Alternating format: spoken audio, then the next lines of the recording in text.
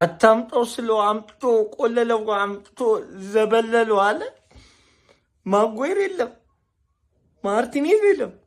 ሶስተኛ ደግሞ ጭራሽ ለኒሮ የሚጎዳ ከትሬኒንግ የሚጎዳ ተጫዋች እኔ ጨጓራዬን ነው የሚልጠው። በቃ ሜዳ ገብቶ ተጋድሎ ምናምን እዛው ከትሬኒንግ እኔ በአንተ የወጣ ነው ገንዘብ ነው የሚያናድደኝ። አባቴ አንድ ቀን ለዛሬ እንኳን አትሆነንም። ለዛሬ አሁን በማስራዊና በእንትና ሊገባብን ነው በሄቨን ማለት እኮ ነው። በቃ ማላሲያን ካላስገባው እንግዲህ ፈጣሪ ብሎ ምን አይነት ነገር ነው እየተፈጠረ ያለው ነው? ሻው በማን ልንጮት?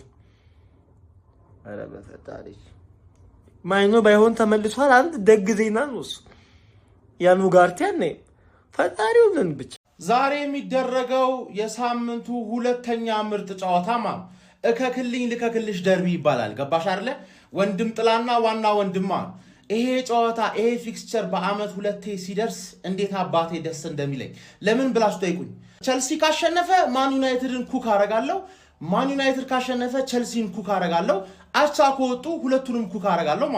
ዞሮ ዞሮ እራት መብላቴ የተረጋገጠ ነገር ነው የምልህ። በቃ ገባርለ ነገ 6 ይሄ ጨዋታማ ስትሪም ይደረጋል። እናቴ ደብል ቻንስ ለመቋጠር ማለት ዝም የሁለታችሁም ላይ ብቻ ላገባ ጨፍራለሁ፣ ለሰዓት ሳደባለሁ ምናምን የሁለታችሁም ደጋፊ ነኝ፣ የሁለታችሁም ቋጣሪ ነኝ። ገባርለ እራት መብላት ብቻ ነው የምፈልገው ነው። ገባርለ የራስን ጨዋታ ውድለት አጠብቅ ምናምን ነገር ደግሞ እንዳትለኝ ምንም ውጤት ተከሰተ እነዚህ ሰዎች ማረግ አለብኝ። ገባሽ አይደለ? ቸልሲ ራስሽን እጣ ፋንታ ያለፈው ሳምንት መወሰን ስላልቻልሽ አድክም ወያላ ስለሆንሽ ትወጊያለሽ። አንቺ ደግሞ ነው ሳይመለከትሽ እኮ ነው ዲኤስቲቪ እየከፈልሽ ሁለት ወር ሙሉ ከፍለሽ ዲኤስቲቪ ነን የቋጠርሽብኝ። ገባሽ አይደለ? እንዴት ሰው ለመወየል ይከፍላል?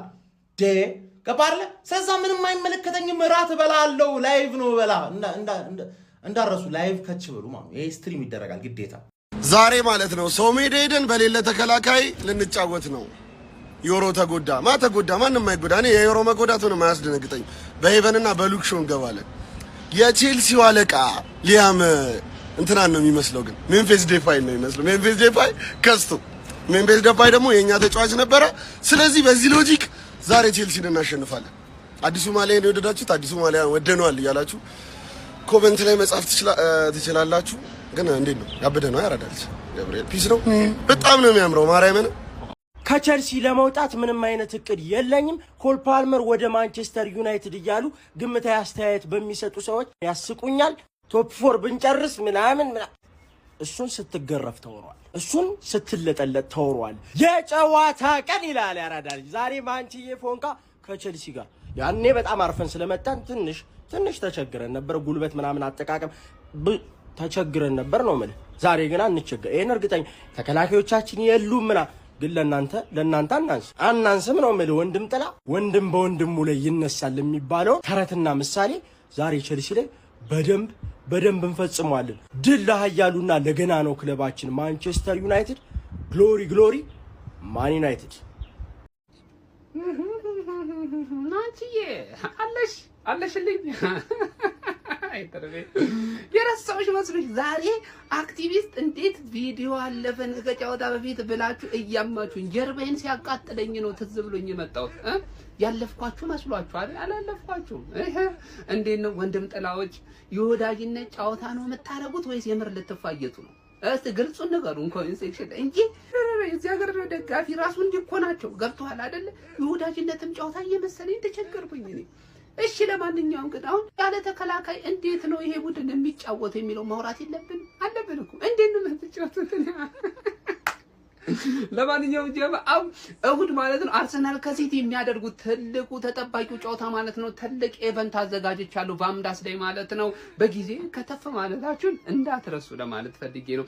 ከ11 ሰዓት ጀምሮ ያበደ አቀባበል በማድረግላችሁ ቋጣሪያንስ መምጣት ትችላላችሁ። የምሬን ነው የምላችሁ። እግር ኳስ መዝናኛ መሆኑን የምናሳይበት ነው። እኛ ግን ዋንጫ እንደምንበላ ምንራረጋግጥበት ጨዋታ ገብቷል አይደለ? እሁድ ቫምዳስ አይቀርም ደግሞ እዛው እንገናኝ። ተርፌ ጉድሽን ደግሞ ማታ ያለው ማለት ኮፒቲንግ ሼር አድርጉት። ማስታወቂያ ነው ምንድነው ይመቻችሁ። ሁለት ሻምፒዮንስ ሊግ ያላቸው ቲሞች ቼልሲ እና ማንቸስተር ዩናይትድ የሚያደርጉት ጨዋታ ዛሬ ይካሄዳልና ከሁለቱ ቤስት 11 እሰራላችኋለሁ ፌር በሆነ መንገድ። ማንቼ ወንድም ጥላ አንተ ትቆያለህ እኔ ልግባ የሚባሉን አወጣጥ ነው መውጣላችሁ። ይመቻችሁ፣ ተከታተሉኝ። በረኛ ላይ ከሴላ መስክና ከሮበርት ሳንቼዝ፣ ይሄ ግልጽ ይመስለኛል። ሮበርት ሳንቼዝን እንመርጣለን። ከዛ በኋላ ሴንተር ባክ ላይ ከሄቨንና ከዌስሊ ፎፋና፣ ይህም ግልጽ ነው። ዌስሊ ፎፋናን እንመርጣለን። ከዛ ሊገባ የሚችለው ሴንተር ባክ ላይ ይጮታሉ ብዬ ማስባቸው ነው መነግራችሁ፣ ከሉክሾና ከጄረል ሃቶ ጄረል ሃቶ ነው መመረጥ ያለበት እዚህ ቦታ ላይ። ከዛ በኋላ ባኮቹ ሌፍት ባክ እና ራይት ባክ ከዳሎትና ከማሎ ጉስቶ፣ ይሄ ግልጽ ይመስለኛል። ማሎ ጉስቶን እንመርጠዋለን። ከማዝራይና ከኩኩሬላ ቅርጥም አድርጋ ነው የሚባለው፣ ኩኩሬላ እንመርጣለን። መሀል ላይ ስንሄድ ከካሳሚሮና ከሞይሰስ ካይሴዶን እንመርጣለን እዚህ ቦታ ላይ። ከኡጋርቴና ማኑ ጉዳት ነው መሰለኝ፣ ከኡጋርቴና ከኤንዞ ፈርናንዴዝ፣ ይህም ግልጽ ነው። ኤንዞ ፈርናንዴዝን እንመርጣለን። ከራይት ላይ ከአማድና ከፔድሮ ኔቶን እንመርጣለን እዚህ ቦታ ላይ። ከዛ ሴንትራል አሲስታንት ሚድፊልደር ላይ ከብሩኖ ፈርናንዴሽ እና ከኮል ፓልመር። የሚገርም ነው። ብሩኖ ፈርናንዴዝ በጣም ቆንጆ አቋም ላይ ነው ያለው፣ ግን ኮል ፓልመርን ነው የምንመርጠው በዚህ ጨዋታ ማለት ነው። ከማቲያስ ኩኛ እና ከዊሊያን ኢስታቪዮ፣ ሁለቱም ብራዚላዊ ናቸው። ይሄ ከባድ ቦታ። ዊሊያን ኢስታቪዮን እንመርጣለን እዚህ ቦታ ላይ፣ በጣም ፖቴንሻል ያላት ልጅ። አጥቂ ላይ ከብሪያን ምቦሞና ከጃኦ ፔድሮ፣ ምንም ጥያቄና መልስ የለውም። ይህ መስመር ለጃኦ ፔድሮ እንሰጠዋለን። ቤስት 11 ይህን ይመስላል። የዛሬውን ጨዋታ ግዴታ አሸንፈን ወደ ሻምፒዮንስ ሊግ የምንገባበት ነው። ቼላውያን የዛሬውን ጨዋታ ቼልሲ ቀጥቅጦ ያሸንፋል የምትሉ 1 ቁጥርን ጻፉ። 2 ደግሞ ቼልሲ ያሸንፋል የምትሉ 2 ቁጥርን ጻፉ። አይ ማንቸስተር ዩናይትድ ነው ይህን ጨዋታ የሚሸነፈው የምትሉ ደግሞ 3 ቁጥርን ጻፉልኝ። ጉድላክ ለቲማችን፣ ይመቻችሁ። ዛሬ አታሸንፉና ማለት ነው። ሁልህም ጨርቄን ማቄን ሳትል ክለቡን ለቀቶታል እንዴ? በነፃ ነው እንዴ ደግሞ ዝም ትበሉት? በነፃ ዛሬ አታሸንፉና ማለት ነው። ያበቃ። እነዚህ ሰዎች ወንድም ጥላዎች ያለ ተከላካይ ነው የሚጫወቱት። ከፈለክ መትረት አገባለህ፣ እንደፈለክ አርጋ አግባ፣ አይመለከተኝም እኔ ሲጀመር። ዛሬ ግን ታሸንፋላችሁ። አለቀ። የመጨረሻ ነገር ነው ሁሌ። አሁንማ ማሸነፍ እንዴት እንደሆነ ራሱ ጠፍቶባችኋል። ወይ ታሸንፋለህ ወይ ክለቡን ለቀህ ትወጣለህ። ምርጫው የእናንተ ነው። በቃ ዱቡሎ አትወስዷትም ካሁን በኋላ ዱቡሎ ማለት። እንዴት ናችሁ ጀማ? እንግዲህ ዛሬ ተናፋቂው ተወዳጁ ቲማችን ማንቸስተር ዩናይትድ ምሽት 4 ሰዓት ላይ ከቼላው ጋር በቼላው ሜዳ ጨዋታ አለው ማለት ነው። እንደ ሁልጊዜውም ለክለባችን ጥሩ ድል እየተመኘ ጀማ ሌትስ ጎ። ስታንፎርድ ብሪጅ የዛሬው ምሽት ተጠባቂ ጨዋታ ማንቸስተር ዩናይትድ ከቼልሲ በስታንፎርድ ብሪጅ ማለት ነው። ምሽት 4 ሰዓት ሲል እንግዲህ የሚደረግ ይሆናል። እናስኛ ሊቬ ደጋፊያን ምን ስራ አለን ነው የምላችሁ። ምሽት 4 ሰዓት ላይ የቋጠረው ሰዓትና የቋጠረው ቀን ሊታወጅ ስለሆነ ሰብሰብ በሉ ሊቪያንስ። ዛሬ ማለት ነው ሁለቱም እንዲያሸንፉ በእርግጥ አንፈልግም። ከተሳካልን ላቻ ነው የምንቋጠረው። በቃ ላቻ ይቋጠር። ካልተሳካልን ግን እቺ የለንደኗ አቀበት ከምታሸንፍ አንዳንዴ ጠላትህንም ይሄ በጣም መጥፎ ጠላቴ ነው፣ ትልቁ ጠላቴ ነው። ግን ጠላትህንም ለጥቅም ስትል ልትፈልገው ትችላለህ እና አይታወቅም። ምክንያቱም ነው ብላችሁ ጠላቴን አልደግፍም ብሞት ምትል ደጋፊ ያለ ጥቅምህን አስጠብቅ ጥቅምህን። ነገ ከኤቨርተን ጋር ነው የምንጫወተው በእነሱ ሜዳ፣ ከባድ ነው። ስለዚህ እኛም እንደ ቼልሲ አቋማችን ስለሚወላውል አይሆንምና ማለት ነው ይሄ ጨዋታ ቢያንስ ላቸ ይቆጥራል። ካልተሳካ ግን እችኛዋ ላይ እንድትሸነፍ እንቋጥራለን ማለት ነው። ይመቸን። ከዛ በፊት ግን ከ8 ሰዓት ተኩል ጀምሮ ፕሪሚየር ሊጋችን ዛሬ ይመለስልናል። አሪፍ ጨዋታ አለ። ይመቻችሁ። ዩናይትዳውያን በጣም የሚያስጠላ ዜና የተሰማ ይገኛል። ሌኒ ዮሮ ነገ ቼልሲን ከምንገጥመው ቡድን በጉዳት እንደተቀነሰ ተነግሯል። እንግዲህ ወደ ለንደን አልተጓዘም። ይህም ማለት በዚህ ሰዓት ሃሪ ማጓየር እና ሊሳንድሮ ማርቲኔዝ በቅጣት ምክንያት አይሰለፉም። እሱም የለም፣ ማቲያስ ዴሊትም የለም። ስለዚህ ብቸኛው ተፈጥሯዊ የመሀል ተከላካይ ተጫዋች በዚህ ሰዓት አይደን ሄቨን ብቻ ነው። ስለዚህ ነገ በአይደን ሄቨን ብቻ ነው የምንገባው።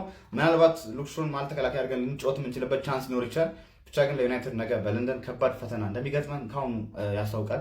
ባለቀሰት ነገሮች እየጠመሙ ይገኛሉ። ነገር ግን ኔቨር ባክ ዳውን ኔቨር ዋት ኔቨር ጊቭ አፕ እኛ ዩናይትዳውያን ነን። ቼልሲ ልዩነቱን ያጠባል ወይስ ማንቸስተር ዩናይትድ የሶስተኛ ደረጃ ክብሩን ያስጠብቃል? ይጥፉ ወይስ እንጥፋ ነው ጥያቄው። ዩናይትድ ቼላው የመከላከል ክፍል ድክመቴን አይቶ እንቅፋት ሊሆንብኝ ቻምፒየንስ ሊግ ከፊት ለፊቴ ጉብ ብሏል ማለት ነው። ከጠላት ወረዳ እነ ኮል ፓልመር እነ ጆአ ፔድሮ ኔቶ፣ ኤንዞ ፈርናንዴዝ የአጥቂ ተሰጥኦ ያላቸው ሴረኞች ሴራ እያሴሩ እንደሆነ ደርሰንበታል ዩናይትድ። ስለዚህ በሪፖርቶችና በቅድመ እይታዎች በማይክል ካሪክ ተጠባቂው አሰላለፍ 4-2-3-1 ወይም በግልባጩ 4-5-1 የጠላትን ሴራ የምናከሽፍበት ፎርሜሽን እነሆ እዚህ ጋር አስቀምጬልሃለሁ። ካስዬን ከዳሎት ጋር ታጣምርልኛለህ ማለት ነው። ሄቨንን 14 ጨዋታ ብቻ ያደረገው ለማንቸስተር ዩናይትድ የ19 ዓመቱ ሄቨን ብዙም ልምድ የሌለው ሄቨንን ከሉክ ሾው ጋር ታጣምርልኛለህ ማለት ነው። ምንም ማረጋት ስለማንችል ነው ያራዳ ልጅ። ቡርኖ ፈርናንዴዝን ደግሞ ከኡጋርቴ ጋር ታጣምሯለህ። ኡጋርቴ በማንቸስተር ዩናይትድ ቤት የመሃል ክፍል ተከላካይ ሆኖ አገልግሏል። ነገር ግን እሱን የመሃል ክፍል ተከላካይ አድርገን ከምናፈስ መሃል ላይ ሆኖ ያፍስስ። ካስዬ መከታችን ስላለችልን ማለት ነው። የኡጋርቴን ነገር ሆድ ይፍጀው። ሲቀጥል ደግሞ አማድ በቀኝ እናሰልፋለን ማለት ነው፣ ግዴታችን ነው። በግራ ደግሞ ኩኛን እናሰልፋለን። ፊት ለፊት ላይ ፎርስ ናይን ላይ ማውንትን እናስቀምጥና በ9 ቁጥር ላይ ደግሞ ሼኪውን እምቤሙን የምናስቀምጥ ይሆናል። በዚህ አሰላለፍ ገብተን የጠላትን ሴራ እናከሽፋለን ዩናይትድያን ማለት ነው። ኦፕታ ራሱ የንቀቱ ንቀት ለቼላው ነው የሰጠው። በሜዳው ስለሆነ በስታንፎርድ ብሪጅ 43.7% ቼላው ያሸንፋል። ማንቸስተር ዩናይትድ ሲባል 29.5% አለ። እሺ ብለን ዝም ስንለው አይ አቻ ደግሞ ከፈለጋችሁ 26.8% ናችሁ ብሎ ነው ኦፕታ ራሱ የንቀቱ ንቀት ከቻምፒየንስ ሊግ ለማስወጣት ይመስላል አሲረብን። እኛ ግን ዩናይትድ ያንን ጥያቄው ይጥፉ ወይስ እንጥፋ ነው። ዩናይትድ ኮመንት ላይ አስቀምጥልኝ። ዩናይትድያን ይመቻችሁ። መልካም ድል እየተመኘው ማንቸስተር ዩናይትድ ይቅደም። ይህን ቪዲዮ ኮፒ ሊንክ፣ ሼር፣ ሪፖርት እያደረግ ለማንቸስተር ዩናይትድ ደጋፊ አድርስልኝ። ምሽት 4 ሰዓት ላይ የሴራው ጉንጎና ድምጥ ማጡን ያጠፋዋል። ሀያሉ ማንቸስተር ዩናይትድ። ጥያቄው ምንድን ነው? ይጥፉ ወይስ እንጥፋ? ለ10 ሰዎች ማለት ነው ጊቫዌ ልሰጥ ነው። አሁን በደንብ አድርጋችሁ ስሙኝ ማለት ነው። ዛሬ ለቶፕ 4 በሚደረገው ጨዋታ ማለት ነው እናንተ ላይ ቀድመን የመቋጠር እድል ይሰጠናል። ስለዚህ ማለት ነው ለ10 ሰዎች ጊቫዌ ይሰጣለሁ። የዛሬውን ጨዋታ ቼልሲ ከማንቸስተር ዩናይትድ ኮሬክት ስኮር ጽፋችሁ ማለት ነው በስትክክል ላገኛችሁ ሰዎች ለ10 ሰዎች ለነገው የማንቸስተር ሲቲ ከአርሰናል ጨዋታ ለ10 ሰዎች ጊቫዌ እንሰጣለን። መታችሁ እንድትቋጥሩብኝ እድሉን እሰጣችኋለሁ ማለት ነው። የዛሬው ጨዋታ ግን ለቶፕ 4 አልኩኝ፣ ለቶፕ 5 ለካኛ ቶፕ 5 አድርገነዋል። ስለዚህ ለሻምፒየንስ ሊግ ስፓት የሚደረግ ነው። ማንቸስተር ዩናይትድ ካሸነፈ ማለት ነው ሻምፒየንስ ሊግ መግባቱን በቃ በስትክክል እያረጋገጠ የሚሄድበት ነው። ቼልሲ ካሸነፈ ደግሞ ትንገዳገዳላችሁ። ገብታችኋላ? ስለዚህ እኛ እንድንገዳገድ ነገ ትቋጥራላችሁ፣ እኛ ደግሞ ዛሬ እናንተ እንድትንገዳገዱ እንቋጥራለን። ምክንያቱም እንደሆነ ግን ማለት ነው በስትክክል ነው የምቋጥርባችሁ። ገብታችኋል? ስለዚህ ሁላችሁ ማለት ነው ፎሎ እና ይሄንን ቪዲዮ ደግሞ ሪፖስት እያደረጋችሁት ወደ ኮሬክት ስኮሩ የፈጠነ ነገ ቼልሲ በሜዳው ጌታውን ማንቸስተር ዩናይትድ ይገጥማል እና ይህን ጨዋታ ዩናይትድ ማለት ወርቅ አድርጎ እንደሚያሸንፍ ምንም አልጠራጠርም። ዩናይትድ ይህን ጨዋታ አሸንፎ ቶፕ 4 ነገ በእርግጠኝነት ያረጋግጣል። እመኑኝ። ከባለፈ ሽንፈት ዩናይትድ ብዙ ነገሮችን ተምሮ ማለት ነው በጣም ብዙ ነገሮችን ተምሮ አሻሽሎ ቼልሲን ስታንፎርድ ብሪጅ ላይ ማለት ነው ቀልሉበት ነው የሚመለሰው። ሲጀመር ለማንቸስተር ዩናይትድ ቼልሲ ማለት በጣም ቀላል ነው። ምን ልበላችሁ የሆነ አላ ወይ ፋንዲሻን ዘግኖ እንደመብላት ያክል ወይም ደግሞ የተነጠፈ አልጋ ላይ ወክ እንደማድረግ የዛን ያክል ቀላል ነው እና የማንቸስተር ዩናይትድ ደጋፊዎች ከወዲሁ እንኳን ደስ አላችሁ። ነገ ከውጤቱ በኋላ ተገናኝተን እናወራለን። ይመቻችሁ። ካልተጫወተ የሚያሸንፈው ከተጫወተ የሚሸነፈው ተወዳጁ ክለባችን ኢዝ ባክ። ዛሬ የቋጠሮ ቀን ያራዳ ልጆች ቸላው እዛው 2000 ትሰጣጫለሽ። እኔ ቼልሲ ቢያሸንፍ ነው ደስ የሚለኝ። የምሬ ነው ደስ የሚለኝ ቼልሲ ቢያሸንፍ ነው። ሃንግማን ዛሬ መጠቀም ያለብሽን እድል ተጠቀም። የምሬ ነው። ቻምፒየንስ ሊግ መግባት ከፈለግሽ ይችን በሲስተም እና በቴክኖሎጂ ችግር በስህተት ቶፕ 4 የገባቻትን በጋራ ሆነን ማስወረድ አለብን። የአራዳ ልጆች ዛሬ የጨዋታ ቀን የአራዳ ልጆች እንግዲህ መሳይ ተፈሪም ኮንሰርት አለው። በኮንሰርቱ አብዛኛው ቋጠሮ ካንስል እንዳይሆን የአራዳ ልጆች እንዳትረሱ ለማለት ነውና የሚገርም ጨዋታ አለ ዛሬ። ቼልሲ በሜዳሽ ዛሬ አንቀባረሽ ሻሸን ታሸንፊያለሽ ብዬ እምነት አለኝ። በእርግጠኝነት ሻሸ ላይ በጣም ብዙ ጎዶሎች አሉ። በተለይ መከላከል ላይ ማጉዌር የለም፣ ማርቲኔዝ የለም። ሶ ከባድ ነውና ቼልሲ መጠቀም ያለብሽን እድል ተጠቅመሽ እከክልን ቶ ስትወድቅ አይምርህም። እንዲወድቅ ደግሞ የራስን እጥረት ማድረግ አለብሽ። ሃንግማን እንመንሽ፣ ለራስሽ ብለሽ አይመለከተንም። ነገ እሁዳችንን እሁድ አድርገን አጠጥመን የኛ ተወዳጁ ክለባችን እንግዲህ በአመት ወደ 60 ምናምን ጨዋታ የተጫወተው ክለባችን እንግዲህ ነገ ቀብረር ብሎ ይመጣልናል። እንግዲህ በጣም ከባድ ጨዋታ ደርቢ ነው። ኤቨርተንን እንለጥፋታለን። የምሬ ነው፣ እመኑኝ። የተፈጥሮ የመሃል ተከላካይ ሲባል ማለት ነው። በማንቸስተር ዩናይትድ በኩል 4 ተከላካዮች የሉም። የመሃል ተከላካይ የምንላቸው በጉዳት ምክንያትና በቅጣት ምክንያት ዛሬ ማንቸስተር ዩናይትድ ከቼልሲ ጋር የሚያደርገውን ወሳኝ ጨዋታ አንድ የተፈጥሮ የመሃል ተከላካይ ኤደን ሄቨን ብቻ ነው ያለው።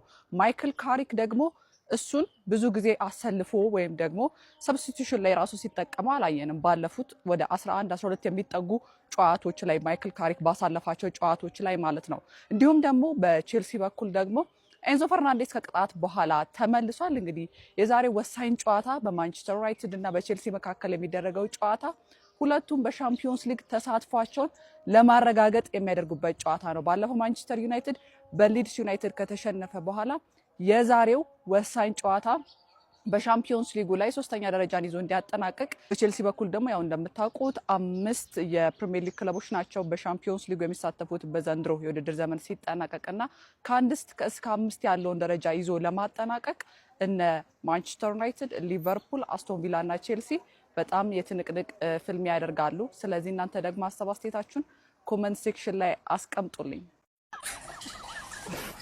እናንተ ዛሬ ያላችሁ ጨዋታ አሁን እኮ ሁለት ጠላቶች እየተጫወቱ ለማን እንደሚቋጥሩ ግራ ገባኝ። ቼላው ባለፈው አስቀይመኛል፣ እኔ ወንድም ጥላና እንዳለ አስቀይመኛል። አንተ ደግሞ ሸካከሻሽ ቼላው ስለተሸነፈ እንኳን ደስ አለን ብለኝ አሽቃብጣል። ደግሞ ወጣችሁ ደግሞ ነገ ደግሞ ያለ ነገር ትቋጥሩብኛችሁ። ከቋጠርኩባችሁ ትቋጥሩብኛችሁ፣ ካልቋጠርኩባችሁ ትቋጥሩብኛለህ። ስለዚህ ምን ይሻላል? ሁለታችሁ ተሸንፉ። ቋጥሩብኝ፣ ቋጥራባችሁ። እንደዚህ ነው በቃ። እኔ አሁን ዛሬ መቀጠለም ቢሆን ራሱ ነገ መተን መቋጠር ነው የቀረው። ሻሺ አንተ ነው ቼላውም እንደዛው በቃ ሲዲ እንዲህ ነው። እኔ ግን ሰማችሁ፣ እኔ ግን ሲቲን ጭቀጥ ጠርግ ይገርፈዋል። አሳስባችሁ ግን ዛሬ ደግሞ የለ ብጠለው ባልጠለው ምን በለው የለ በቃ ያለ እኔ ወደ ቼላው ነኝ። ቼላው የጠላቴን ወዳጅ ልደግፈው አልችልም፣ ልወደውም ከጎኑ ልቆምም አልችልም። ቼልሲ ማለት ያ ነው። እነ ዌስትሃም አቻ የወጡ እነ ኖቲንጋም ፎረስት ማንቸስተር ሲቲን ነጥብ ያስጣሉ። እሱ በሜዳውና በደጋፊው ፊት 3-0 ፎርፌ ራሱ ለምን እንዳልሰጡ ሜቢ እንግዲህ ሼም ይሆናል ምናምን በሚል ነው እንጂ እኔ ቼልሲ በነገራችን ላይ ኖርማሊ የሆነ ፌቨር ሰርቷል ብዬ ነው ለማንቸስተር ሲቲ የማስበው ማለት። ስለዚህ የጠላቴን ጠላት ነው ልደግፍ የምችለው ማንቸስተር ዩናይትድ ማለት ነው። እርግጠኛ ሆኜ የምናገረው በዚህ ሰዓት ማንቸስተር ሲቲ እና ማንቸስተር ዩናይትድ ተገናኝተው ቢሆን ኖሮ በእርግጠኝነት በሜዳውና በደጋፊ ፊት እንዲህ ባለ መልኩ ተዋርደው ማለት ነው በሲቲ አይሸነፉም ነበር ዩናይትዶች ማለት ነው። ለማንኛውም ይህም ጨዋታ ሆኖ ወደ 4 ሰዓት ተወስዷል። ለማንኛውም እስቲ እናየዋለን። ቼልሲ እርግጠኛ ነኝ ይህን ጨዋታ ቢያሸንፉ የሆነ ጫና ውስጥ ሊገቡ ይችላሉ ማለት የ4ኛ የሻምፒዮንስ ሊግ ተሳትፎ ምናምን ሊያገኙ ይችላሉ ስለሚባል ያችን ጫና ደግሞ አይፈልጓትም። ስለዚህ ወዶ ዘማች ወደው ነው በእርግጠኝነት ሊሸነፉ የሚችለው ብዬ አስባለሁ። እርግጠኛ ሆኜ ነው ነገራቸው። ዩናይትድ ይህን ጨዋታ ማሸነፍ አለበት። ዩናይትድ የበለጠ ቴስት አለው ይህን ጨዋታ ለማሸነፍ ማለት ነው። ቼልሲ በእርግጠኝነት ሻምፒዮንስ ሊግ አገባል። የ33ኛ ሳምንት የእንግሊዝ ፕሪሚየር ሊግ ዛሬ መደረግ ይጀምራል። ምሽት 4 ሰዓት ላይ እንግዲህ ተጠባቂ ጨዋታ በቀጣይ ዓመት በአውሮፓ ሻምፒዮንስ ሊግ ተሳታፊ ክለቦችን የሚወስን ጨዋታ ይደረጋል። ቼልሲ እና ማንቸስተር ዩናይትድ በስታንፎርድ ብሪጅ ምሽት 4 ሰዓት ላይ ጨዋታቸውን ያደርጋሉ። ቼልሲ በ48 ነጥብ 6ኛ ደረጃ ላይ ነው የሚገኘው። ማንቸስተር ዩናይትድ በ55 ነጥብ 3ኛ ደረጃ ላይ ይገኛል። የምሽቱ ጨዋታ ለሁለቱ ክለቦች እንግዲህ ወሳኝ ጨዋታ ነው። ዛሬ ምሽት ለ197ኛ ጊዜ ይገናኛሉ። ከዚህ በፊት 196 ጊዜ ተገናኝቷል። ማንቸስተር ዩናይትድ 78 ጨዋታዎችን አሸንፏል። ቼልሲ 56 ጨዋታዎችን አሸንፏል። ቀሪ 62 ጨዋታዎችን እንግዲህ በአቻ ውጤት ከሜዳ ተለያይቷል ማለት ነው። ዛሬ ለ197ኛ ጊዜ የሚያደርጉትን ጨዋታ ማን የሚያሸንፍ ይመስላችኋል? ማንስ አሸንፈው በቀጣይ ዓመት አውሮፓ ሻምፒዮንስ ሊግ ለመሳተፍ የሚያደርጉን ጉዞ የሚያጠናክር ይመስላችኋል? ገምታችሁን አስቀምጡ። ኮፒ ሼር እና ፎሎ እንዳይረሳ። አታምጣው ስላምጥቶ ቆለለው አለ። ጭራሽ የማርቲኔዝ እና የማጉዌር ቀይ ሳይገርመን ላይኖሮም ተጎዳ። በኤቨንና በሌኒሮ እንዴት ነው የምንጫወተው በእነዚህ ታዳጊዎች እያልኩ ነበረ እኮ። ሉክሾን ካላስገባ ማይክል ካሪክ ያሟለን ነበረ። ጭራሽ ሌኒሮም ተጎድቷል። አሁን በኤቨንና በሉክሾ ነው የሚጫወተው። ያው ዳሎና ማዝራዊ እንደተጠበቁ ናቸው በግራና በቀኝ። ካሪክ አሁን የዚህ ሰውዬ ጉዳት ምን ያህል ነው የሚለው ነገር ያሳስበዋል። ምክንያቱም ማጌሪሽ ይመለሳል ቢያንስ በቀጣዩ ጨዋታ፣ እሱ ችግር የለውም። በሉክሾም ይጫወታል። ነገ ምን ሊሆን ነው? ምን አይነት እድል ውስጥ ነው የገባው? ሊያም ሮዝነር ይህን ጨዋታ ታሸንፋለህ አታሸንፍም? በቃ እሱም ብቻ ንገረኝ። ማንቼ ወንድም ጥላ እኔን ጥለህ ቶፕ ፎር ልገባ? ኧረ ወይኔ! ቆይ ብናገኝ ብናጣ ያልነውስ በቃ እሱ ከንቱ ቀራ ነው። ይኸው እናንተም አሁን ላይ ብናጣው ናቸው ገብቶቻል። ምንድነው ተጫዋቾቹ እንዳለ ዝርግፍግፍ እያሉት 5 የማል ተከላካይ ያላችሁ 4 የሉ። አንደኛው እንደምናውቀው ለረጅም ጉዳት የነበረው ዲሊክት ነው። ሁለተኛው ደግሞ ሊዛንድሮ ማርቲኔዝ ያለፈው ጨዋታ ቀይ ካርድ ቀጥታ ቀይ ካርድ ማለት ነው። ጸጉሩን ለስራ ባለው ካልቨርት ሎይን ደቡቸር የሚባለው ሰው ይገብቷላ። ጸጉሩን ለስራ ነው ያለው እንጂ እሱ አሁን ምን መጎተት ይፈልግ ሰው አያርጎም። ረቶ እሱ ሚሚስ። ሌላኛው ነው ማጉዌር፣ እሱም አንድ ጨዋታ ተራዘመበት። ዛሬ ደግሞ ይኸው ሌኒ ዮሮ፣ ይኸው እሱ ደስ አይላችሁም ተጫዋች ግን ገብቷላ። አንድ ያለኝ እሱ ነው ማለት ትችል ነበር። እሱም ግን ይኸው ጉዳት አጋጥሞታል፣ ትራቭል አላረገም ተባለ። አሁን ያላችሁ አማራጭ አዳጊው ተጫዋች ሄቨን ብቻ ነው ማለት ነው። በቃ ወደ አሞሪ ማጮት ትመለሳላችሁ። ነገር ግን በእናትህ አሞሪ ማጮት ራሱ ለካ አሸንፋቸው ነው የዛኔ ማንኛ ቀይ ካርድ አይተን ማን አሁንስ ቀይ ካርድ የሚያየው ነው? ኦሊቨር ይዳኘዋል። ማን ቀይ ካርድ ይመለከታል? ኤኒዌይስ ባክላይን እንደዚህ ባዶ ናችሁ። ኢቨን እኛ ራሱ ማለት ነው በቃ ልንፍታታ አይገባም። ከኒውካስል ጋር ኒውካስል ቤስት የሚባሉት ሚድፊልዳቸው እንዳለ ስታርቲንግ ሳይገቡ የተሸነፍንበት ጨዋታ ነበር። ለዛ ሊያም ሮዝነር ይህን ጨዋታ ታሸንፋለህ አታሸንፍም? በቃ እሱም ብቻ ንገረኝ። ታሸንፋለህ አታሸንፍም? እንዴ ቶፕ የሚባሉ ቲሞች እስከ ዛሬ ድረስ አላሸነፍክም። ማውራት ብቻ ነው። ዛሬ ይሄው ሁሉ ረጋገፉ። ምንድነው ከዚህ በላይ የምትፈልገው? ይህን ጨዋታ አታሸንፍ። ገብቷላ። ለኛ የሚያስፈልግ ጨዋታ ይሄ ነው። ብናገኝ መሆን አለብን። ማንቼ ለኛም ቋጥሩ እንጂ አንዳንዴ በቃ እናንተ እኮ እሑድም ጨዋታ አለባችሁ እኮ የአርሰናል ጨዋታ አለ። እሱን ታዩታላችሁ። ይህን ጨዋታ ግን ምንድነው ወንድም ለመቼ አንዳንዴም እኮ አለው በሉንስ። ደማቁና ተወዳጁ የእንግሊዝ ፕሪሚየር ሊግ ዛሬ ይመለሳል። እጅግ ወሳኝ ጨዋታ ማምሻውን ይከናወናል። ምሽት 4 ሰዓት ላይ ቀያዮች ሰይጣኖች ማንቸስተር ዩናይትዶች ወደ ለንደን አቅንተው በስታንፎርድ ብሪጅ ቼልሲን የሚገጥሙበት ጨዋታ በጉጉት የሚጠበቅ ፍልሚያ ነው። እኛም እንደተለመደው ሲዲ ስፖርቶች ጊቭአዌይ ስጦታዎችን ይዘን መጥተናል። 5 የማሊያ ስጦታዎችን አሸዲኮር አበርክቶልናል። አድማጭ ተመልካዮቻችን አሁን በቀጥታ አሸዲኮር የሚለውና እዚህ ባዮ ላይ ያስቀመጥኩትን ፎሎ በማድረግ ጨዋታውን ውጤቱን እዚህ ቪዲዮ ላይ መገመት ትችላላችሁ። ለሚያሸንፉ አድማጮቻችን የትኛውም ክለብ ማሊያ ሽልማት እናቀርባለን። 5 ማሊያዎች ከአሸዲኮር ተዘጋጅቶለታል። በቅድሚያ ግን የአሸዲኮር የቲክቶክ ቻናልን ፎሎ ማድረግ እንዳይረሱ። ተጠባቂ ፍልሚያ ተጠባቂ ጨዋታ ነው። ማንቸስተር ዩናይትዶች አንድ የማል ተከላካይ ብቻ ይዞ ነው ወደ ለንደን የተጓዙት። አይደን ኤቨን ከዛ ውጭ ያሉት ተጫዋቾች ወይ ጉዳት ላይ ናቸው አሊያም ቅጣት ላይ ናቸው። ማርቲኔዝ እና እንደዚሁም ሃሪ ማጉዌር ቅጣት ላይ ሲሆኑ ሌሎች ተከላካዮች ማቲያስ ዲሊት እና ሌኒሮ ደግሞ በጉዳት ምክንያት በዚህ ጨዋታ እንደማይሳተፉ እየተጠቀሰ ይገኛል። ካዝሚሮ የማል ተከላካይ ሆኖ ሊጀምር እንደሚችል የመረጃ ምንጮችም እየጠቀሱ ይገኛሉ። ነገር ግን በማንቸስተር ዩናይትድ በኩል አስደሳቹ ዜና ኮቢ ማይኖ ከጉዳት አገግሞ ለዚህ ጨዋታ መድረሱ ነው። በቸልሲ በኩል ደግሞ ኢንዞ ፈርናንዴዝ ከቅጣት መልስ በዛሬው ጨዋታ ላይ የሚሳተፍ ይሆናል። ቸልሲም ሌቪ ኮልዊል እና ቻሎዋን በዛሬው ጨዋታ ላይ የማሳተፍ እድል እንደማይኖረው እየተጠቀሰ ይገኛል። ሁለቱም ቡድኖች የተከላካይ መስመራቸው ያፈሳል። በዛ ላይ ጉዳትና መሰል ነገሮች ተጨምረውበታል። ምን ይከሰታል አብረን እናያለን። ኢንዞና ብሩኖ ፈርናንዴዝ የሚወስኑ ጨዋታ እያሉት ይገኛሉ ብዙዎች።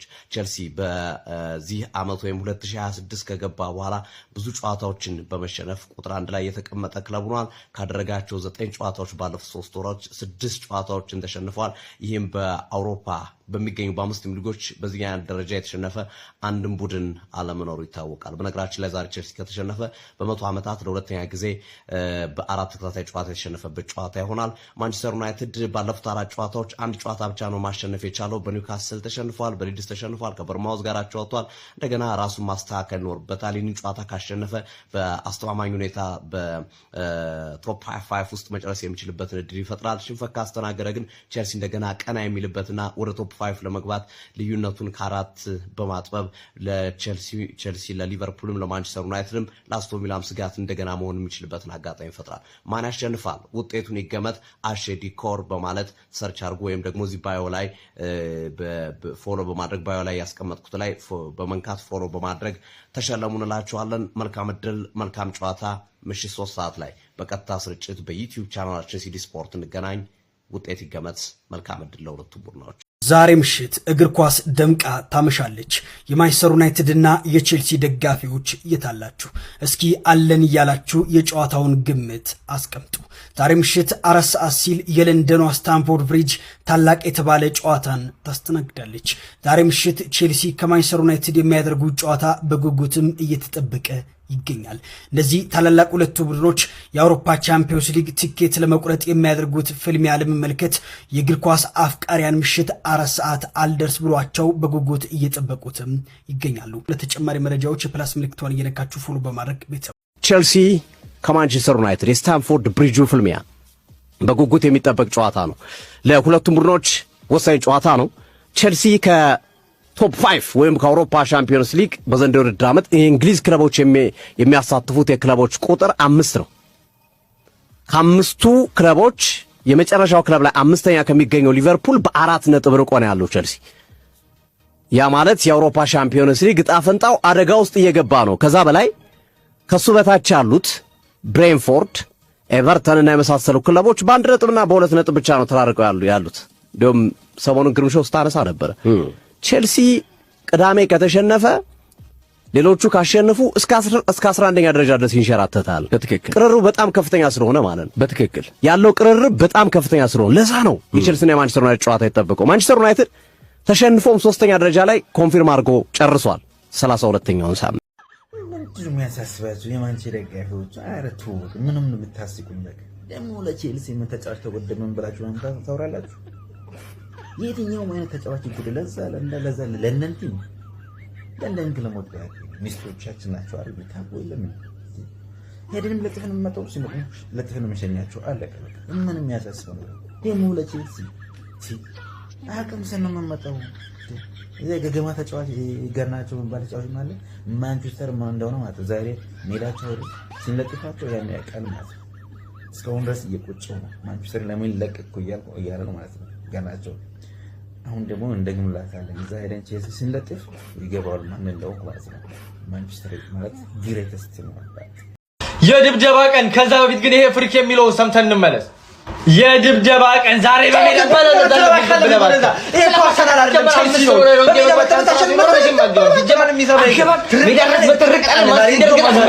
ቁጫጭ እነዚህ እኮ ከየት እየመጡ እንደሚረብሹ እኮ አይገባኝም እኮ። እንደዚህ አይነት እያስተማሩ እውቀት የሚያስጨብጡ ቪዲዮዎች እንዳያመልጣችሁ የፎሎ ምልክቷን ተጫኗት። የተደረገው የቼልሲና የማን ዩናይትድ ጨዋታ ከፍተኛ ትኩረትን አግኝቷል። ማንቸስተር ዩናይትድ እንግዲህ የሶስተኛ ደረጃን ይዞ ለማጠናቀቅ በተለይ በአውሮፓ ቻምፒየንስ ሊግ የውድድር መድረክ ላይ የሚያደርገውን ተሳትፎ አጠናክሮ ለመቀጠል በዚህ ጨዋታ ላይ ከባድ ፍልሚያና ከባድ ትኩረት ሰጥቶ እንደሚገባ ነው እየተነገረ የሚገኘው። አሰልጣኝ ማይክል ካሪክ ይህን ጨዋታ ግዴታ ማሸነፍ አለብን በስታንፎርድ ብሪጅ ብለዋል። ሁለቱም ከሽንፈት መልስ ነው ጨዋታቸውን የሚያከናውኑት። ማንቸስተር ዩናይትድ በሊድስ ዩናይትድ ተሸንፏል በሜዳው። እንደዚሁም ደግሞ ቼልሲም በሜዳው 3-0 በሆነ ውጤት የተሸነፈበትን ውጤትና እናስታውሳለን ሳምንት ማለት ነውና ሁለቱም የቆሰሉ አንበሶች ናቸው። ቼልሲም በአውሮፓ ቻምፒየንስ ሊግ የውድድር መድረክ ላይ ቆይታ ለማድረግ ወይም ደግሞ ይህንን የተሳትፎ ስፍራ ይዞ ለማጠናቀቅ ከሊቨርፑል ጋራ በቅርብ ርቀት ነው እየተከታተሉ የሚገኙት። በሊቨርፑልና በቼልሲ መካከል የ4 ነጥብ ልዩነት አለ። ይህንን ለማጥበብና በቀሩ ጨዋታዎች ላይ የተሻለ ደረጃ ይዞ ለማጠናቀቅ እንግዲህ አሰልጣኝ ሊያም ሮሰነሪው ቡድን ከቀይ ሰይጣናቱ ጋር ከባድ ፍልሚያ ይጠብቀዋል ማለት ነው። እሁድ ዕለት የሚደረጉትን ጨዋታዎች እንመልከት። ኖቲንግሃም ፎረስት ከበርንሌ ጋር ጨዋታቸውን ያደርጋሉ። አስተን ቪላ ከሰንደርላንድ፣ እንደዚሁም ደግሞ ኤቨርተን በመርሲሳይድ ደርቢ የከተማ ተቀናቃኙን ሊቨርፑልን ያስተናግዳል። ይህ በጣም ተጠባቂ ጨዋታ ነው። ሊቨርፑል አሁን 5ኛ ደረጃ ላይ ይገኛል በ52 ነጥቦች። የአውሮፓ ቻምፒየንስ ሊግ የውድድር መድረክ የቀጣይ ዓመት የተሳትፎን ስፍራ ይዞ ለማጠናቀቅ የአሰልጣኝ አርነ ስሎት ቡድን ጠንካራ እንቅስቃሴ ሊያደርግ እንደሚችል ነው እየተነገረ የሚገኘው። የታላቁ የገናና የማን ዩናይትድ ደጋፊዎች በጣም ከባድ ችግር አጋጥሞናል ማለት ነው። ጭራሽ ሌኒ ዮሮ ጉዳት አጋጥሞታል ከነገው ጨዋታ ሙሉ በሙሉ ውጭ እንደሆነና ጭራሽ ሲዝኑ ላይ የቀሩት 6 ናቸው። 7 ጨዋታዎች ሊያመልጡት እንደሚችሉ በዘሰን ዩናይትድ ኮረስፖንዳንት የሆነው ሳሙኤል ለክረስ ዘግቧል ማለት ነው። ሳሙኤል ለክረስ በጣም ታማኒ ምንጭ ነው። ባባችን ዜና የሚሰሩ ሌሎች ብዙ ምንጮችም እየዘገቡ ይገኛል። ስለዚህ ከነገው ጨዋታ ሌኒ ዮሮ ሙሉ በሙሉ ውጭ ነው ማለት። ስለዚህ ሲኒየር ሴንተር ባክ ብቸኛ የቀረው ኤደን ሄቨን ነው ማለት ነው። ስለዚህ ነገ ምንም አማራጭ የለንም። እንደኔ ነገ ልንጠቀም የምንችለው ብቸኛ ኦፕሽን ብዬ ማስበው ዲያጎ ዳሎትን ራይት ባክ፣ ሴንተር ባክ ላይ ኤደን ሄቨን እና ሉክሾን ከዚህ በፊት በአሞሪም ሲስተም ባክ ስሪ ውስጥ ገብቶ ሴንተር ባክ የተጫወተ ስለነበረን ሉክሾን ሴንተር ባክ አድርገን ማዝራዊን ደግሞ ግራ ተመላላሽ አድርገን የመግባት ግዴታ አለብን ብዬ አስባለሁ። ከሱ የተሻለ ብዙ ምርጫ ያለን አይመስለኝም። የአካዳሚ ልጆችም በጣም አሪፍ ሰው ትዝ የሚለኝ የለም። የአካዳሚ ልጆችም አሉ ብዬ አላስብም። ማይክል ካሪክም የኛውን ቢጠቀም ይሻላል ብዬ እንደኔ አስባለሁ። የእናንተ ሀሳብ ምንድነው? ኮመንት ላይ አስቀምጡልኝ። ፒስ አውት። ኮፒ ሊንክ፣ ሼር፣ ሪፖስት ይደረግ ፕሊዝ። ይመቻችሁ። በሳካ ስቄ በዚህኛው ደረሰብኝ። ሳካ ከሲቲው ጨዋታ ውጭ ነው ስል እኔ ደግሞ ያለ 4 ሴንተር ባክ ቼልሲን እገጥማለሁ። እንዴት ነው ቼልሲን ያለ እነዚህ ሴንተር ባኮች የምንገጥመው? እኔ ሴንተር ባክ አለመኖራችን አይደለም፣ ሁነኛ 6 ቁጥር የለንም። ለተከላካይ መከታ የሚሆን ደጀን ሽፋን የሚሰጥ 6 ቁጥር የለንም። ያለ 6 ቁጥርም እኮ ነው እኛ እየተጫወትን ያለን ስቲል አመቱን በሙሉ። ጭራሽ ሴንተር ባኮቻችን የሉም። አሁን ሉክሾንና ኤደን ሄቨንን ነው ሴንተር ባክ ላይ የምናጣምረው። እነሱን አጣምረን እንዴት ነው የምንሆነው? ይሄ ክረምት 6 ቁጥር እንደሚያስፈልጉ ሁሉ ተከላካይ የሚያስፈልገናል ጎበዝ። የቼልሲ አጥቂ እኮ ሯጭ ናቸው ጎበዝ። እኔ አሰልጣኛችን ተአምር ካላሳየን በስተቀር ማለት ነው እንጃ። እኔ ቼልሲ እንጃ ጎበዝ፣ ያስፈራል። ባንጋበዝ ቢቀርብ። ይቅርታ አድርጉልኝና የማንቸስተር ዩናይትድ ደጋፊዎች፣ ማንቸስተር ዩናይትድ በአሁኑ ሰዓት እየተንገራገጨ ነው ያለው። እኔ አይደለሁም ያልኩት፣ መረጃዎች ነው የሚያሳዩት። ተመልከቱ። ያለፉትን 5 ጨዋታዎች ማሸነፍ የቻለው ማይክል ካሪክ 2 ጨዋታ ብቻ ነው። ያለፉትን 3 ጨዋታዎች ማሸነፍ አልቻለም። ይህ የሚያሳየው ማንቸስተር ዩናይትድ ቀስ በቀስ በመንገራገጭ ላይ ያለ ክለብ መሆኑ ነው። የመጀመሪያዎቹ የማይክል ካሪክ ጊዜያቶች በቡድን ተነሳሽነት የመጣ ነው። ከእንግዲህ ነው የማይክል ካሪክ ብስለት የሚታየው። ለማንኛውም በዛሬው የቼልሲና የማንቸስተር ዩናይትድ ጨዋታ የቼልሲን ያለፉትን 5 ጨዋታዎች ብንመለከት መጥፎ እንደሆነ ሁላችንም የምናውቀው ነገር ነው። ተመልከቱ። ያለፉትን 5 ጨዋታዎች አንዱን ብቻ ነው ማሸነፍ የቻለው። ግን የእርስ በርስ ግንኙነታቸውን ያለፉት 4 ጨዋታዎች ስንመለከት የቼልሲ የበላይነትን እናያለን። ቼልሲ 2 ሲያሸንፍ ማንቸስተር ዩናይትድ 1፣ እንዲሁም በአንዱ ጨዋታ ደግሞ በአቻ ውጤት ተለያይተዋልና የቼልሲ የበላይነት እንመለከታለን ባለፉት የእርስ በርስ 4 ጨዋታዎች ማለት ነው። ለማንኛውም የዛሬ ጨዋታ ተጠባቂ ነው። የማይክል ካሪክና የሊያም ሮዚነር ታክቲካል ብቃትን የምንለካበት ጨዋታ ነው። ስለዚህ ጨዋታ ምን ትላላችሁ? ግምታችሁን ማስቀመጥ ትችላላችሁ። ይመቻችሁ። እሑድ በኢታድ የሚደረገው የአርሴናልና የማንቸስተር ሲቲ ጨዋታው የኔን ግምት እነግራችኋለሁ። በእርግጠኝነት ይህንን ጨዋታ ብዙ ሰው የሚገምተው ማንቸስተር ሲቲ አርሴናልን እንደሚያሸንፈው፣ ውጤቱ ግን እንደዛ አይደለም አባት። አርሴናል ይህንን ጨዋታ ወይ አቻ ይወጣል ወይ አርሴናል እራሱ ያሸንፋል። ሲቲ ከዚህ ጨዋታ ነጥብ ይጥላል በእርግጠኝነት። ነገር ግን አርሴናል ይህንን ሲቲን አሸነፈ ማለት ዋንጫውን በላ ማለት አይደለም። አርሴናል ነጥብ የሚጥልባቸው 3 እና 4 ጨዋታዎች ቀሪ ይኖራሉ ከማንቸስተር ሲቲ ጨዋታ ውጪ ማለት ነው። ስለዚህ በባሌም በቦሌ አርሴናል ሲቲን ቢያሸንፍም ዋንጫውን አይበላውም። ሱፐር ሳተርዴይ በነገው ዕለት ወሳኝ የእንግሊዝ ፕሪሚየር ሊግ ጨዋታ አለብን። እሱን አስመልክቼ ያው የተጫዋቾችን ዜና እነግራችኋለሁ።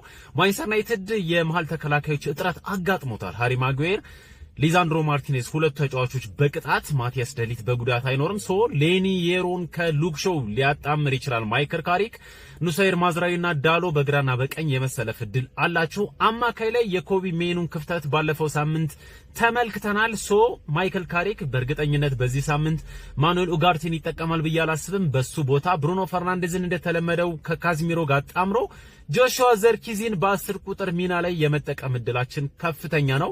ሌላው ተጫዋች ቤንጃሚን ሼሽኮ አሁን ወደ ቤንች ይወርድና ብሪያን እምቦሞ በተለመደው 9 ቁጥር ላይ ይመጣል ብዬ አስባለሁ። ነገ ከቼልሲ ጋር የምናደርገው በቀጥታ የአውሮፓ ሻምፒየንስ ሊግ ተሳታፊያችንን የማዳከም ስራ እንሰራለን። ጨዋታው ስታንፎርድ ብሪጅ ነው። ግምታችሁን አስቀምጡ።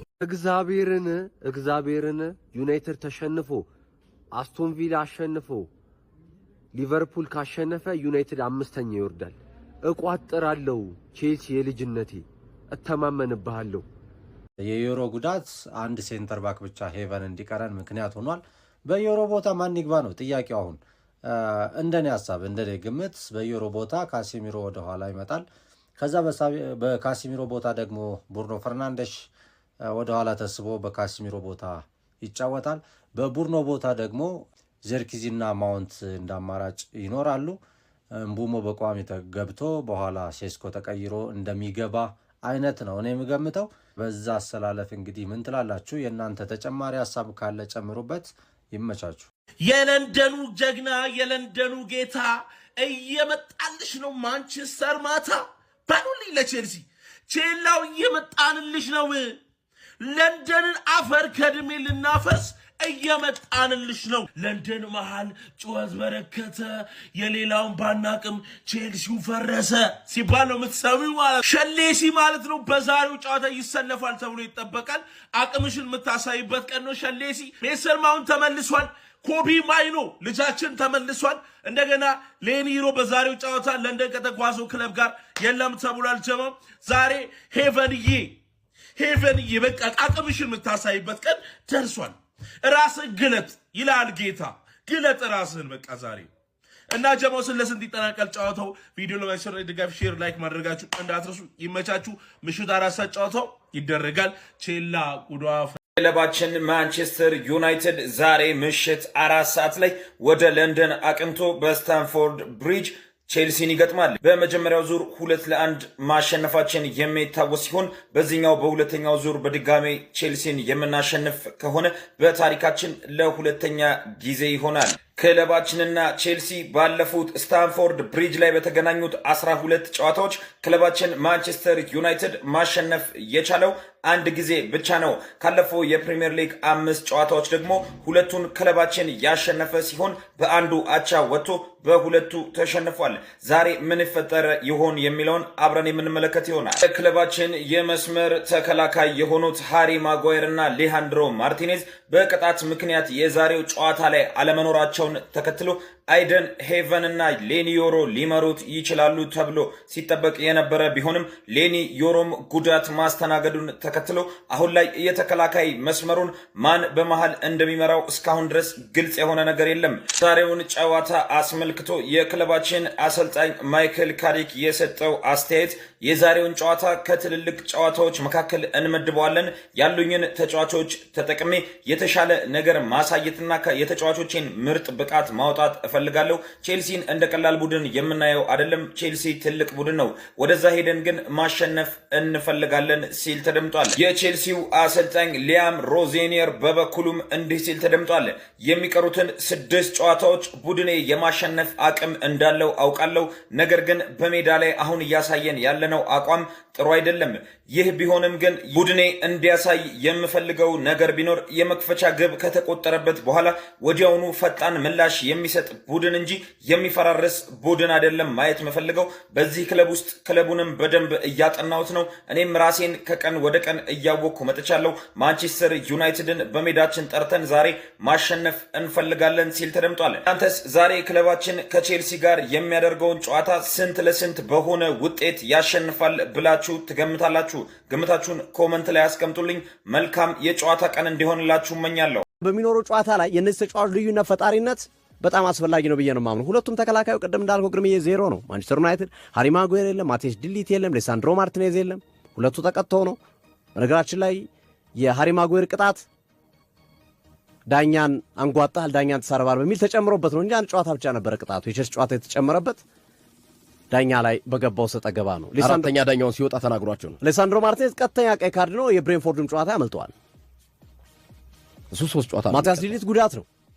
ስለዚህ ተከላካይ መስመር ላይ ማንቸስተር ዩናይትድ ማይክል ካሪክ ጠጋግነው ካልገቡ በስተቀረ ወይም የአካዳሚ ውጤቶችን ይዘው ካልገቡ አለያም ኖጋርቴና ካዝሜሮን ተከላካይ መስመር ካላጫወቱ በስተቀር መሃል ተከላካይ ላይ ጉዳት እና መሰል ነገሮች ካጋጠሙ ማንቸስተር ዩናይትድ አደጋ ውስጥ ነው። ምክንያቱም ያሉት እጃቸው ላይ ያሉት ሌኒ የሮና አይደን ሄቨን ናቸው። በቃ የመሃል ተከላካይ ላይ የላቸው። እንግዲህ እነ ዳሎን ወይ እነ ማዝራዊን የመሃል ተከላካይ አድርጎ ካላጫወቱ በስተቀር ማንቸስተር ዩናይትድ ኦብቪየስሊ ተከላካይ መስመሩ የብቃት ብቻ ሳይሆን የቁጥርም ማነስ ብቃት እንዳለ ሆኖ የቁጥር ማነስ ደግሞ ሌላ ራስ ምታቱ ነው የመጣበት ሂደት አለ። እንዴት ይህን ይቋቋሙታል የሚለው ጉዳይ በጣም ወሳኝ ነው ብዬ አስባለሁ። ግን በዚህኛው በኩል ስትሄድ የቼልሲም ተከላካይ የምትተማመንበት አይደለም። United Chelsea, I'll go draw. I definitely was thinking Chelsea, but I'll go draw. United have got no Maguire, no Martinez, and they were so crap on Monday night. But then Chelsea are so crap at the moment. I just don't. I don't know. You know, by the way, Rich Martinez, what was he doing? I mean, you saw the two sides of him. Made a brilliant clearance. That would have made it 3-0. Unbelievable, right? Yeah. But what? I've heard all this stuff about our ridiculous sending off and that. It's the rules. I was chatting to a referee on Tuesday. He said to me, he goes, that all of these players get briefed on the rules. You can't pull people's hair. It's stupid. It must be a cultural thing, I think. Not that Argentinian people pull people's hairs, but it's the sort of thing Romero would do, isn't it?